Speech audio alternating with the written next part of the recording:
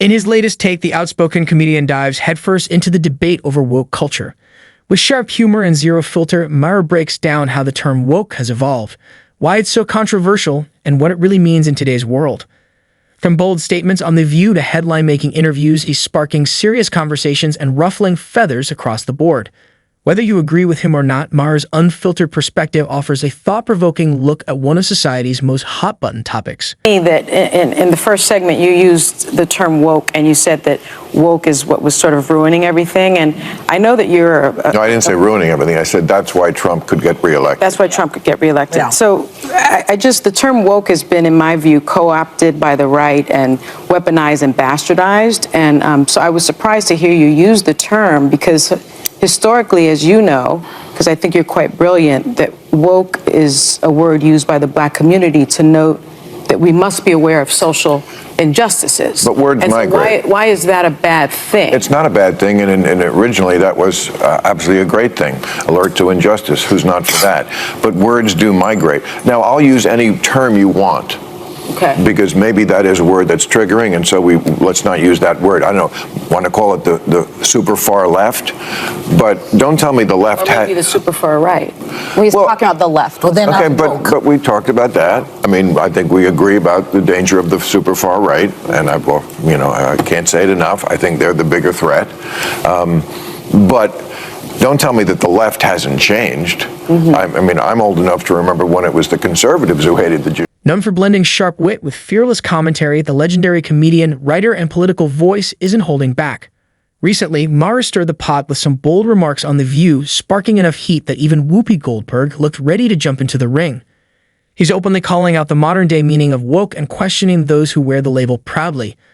While it's not stand-up, Maher's takedown still packs the punch of a primetime routine, equal parts satire and social critique. Love him or loathe him, Maher's voice is once again pushing the conversation forward, one bold statement at a time. The other side very easily. But before we go, I want to say... No, we're not going anywhere yet. Okay, but I just want to say one thing, because we were talking in the break. Yeah.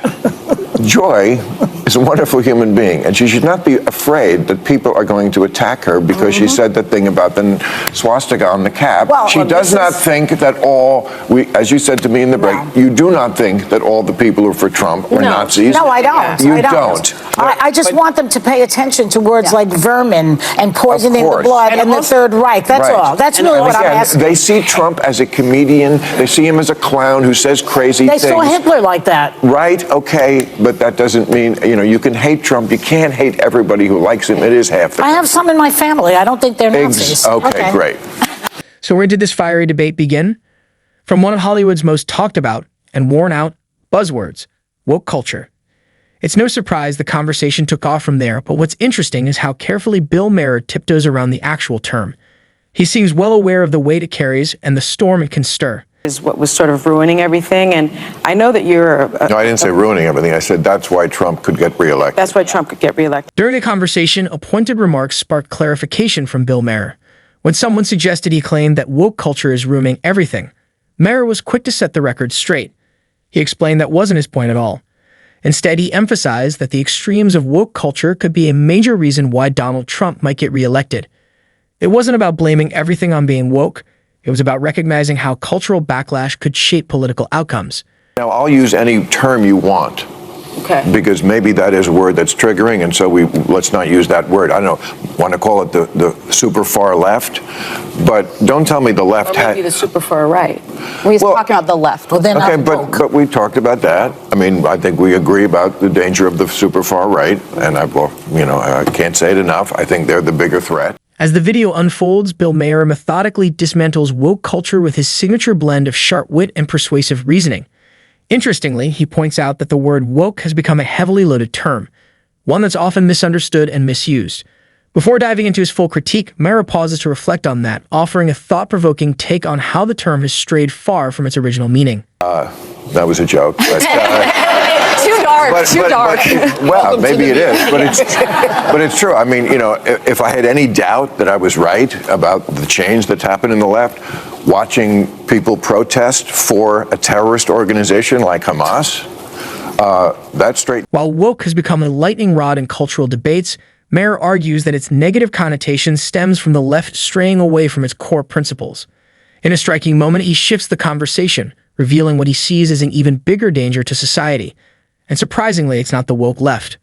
Maher's perspective challenges assumptions and adds a deeper layer to the discussion. You're almost a free speech absolutist. You believe totally in the right to say what you believe. But I think a lot of us were disturbed to see terrorist flags being waved on American college campuses and seeing this a generation that some I think genuinely care about the plight of the Palestinians. I think most Americans do, but some who seem to be embracing a terrorist organization over the nation of Israel. What do you make of this moment? What do you think it's a result of? How do we fix it? Well, I mean, it's just astounding to me that they can't tell the good guys from the bad guys. I mean, just morally. I mean, let me tell you, if you're for Hamas, just live in Gaza for a day. And I'm not talking about while the war is on. I mean, before the war. Trust me, you would go running and screaming and begging to live in Tel Aviv, a place that has your values. I mean, women have no, I mean, this is a show watched by a lot of women. Women have no rights in this place. And a lot of majority Muslim countries around the world. I mean, there is no equal rights as far as speech, dress, opportunities for education, reproductive rights, freedom from sexual violence, freedom from sexual harassment. The LGBTQ community as well. That too. But you throw around the term apartheid. There is a gender apartheid in a lot of the world.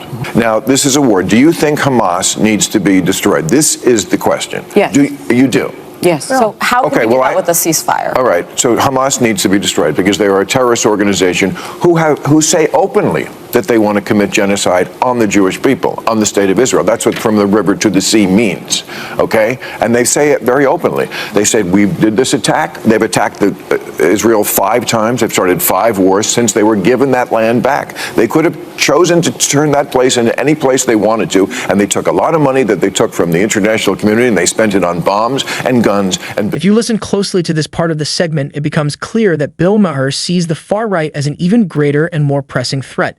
But of course, the conversation doesn't stop there.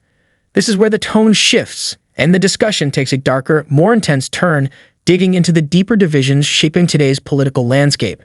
When I'm watching the news, I'm only getting portions, because one of the things that happens, I was listening to you talk about, the kids that had the Hamas flags.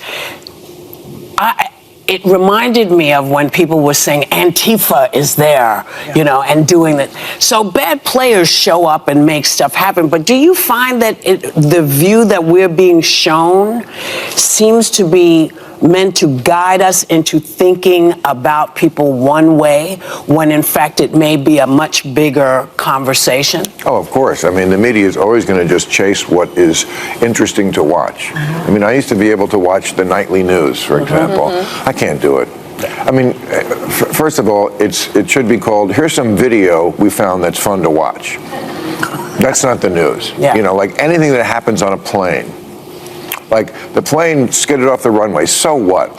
Call me when anybody died, and it's not, the door fell off. Okay. I'm sorry. I understand the door falling off, but you don't want to be up in the air. No. Okay, I'm sorry. That one I needed to know. Okay. Okay. But you know what I'm saying? Yeah, I do. And then by the time you get to the last segment, it's just, the bears in the swimming pool. Yeah. It's just nothing. Yeah. And it's narrative over truth. I mean, it's not like when I hear people talk on either side of it, I always think they're lying. They're just telling me half of it. Yeah. And I never trust them anywhere until I check out the other half. Yeah. And it's tedious. Yeah. I just want one place, and of course it's... When it comes to Hamas, Maher doesn't mince words. He firmly calls for the group's elimination, describing it as a terrorist organization that openly seeks the destruction of Israel.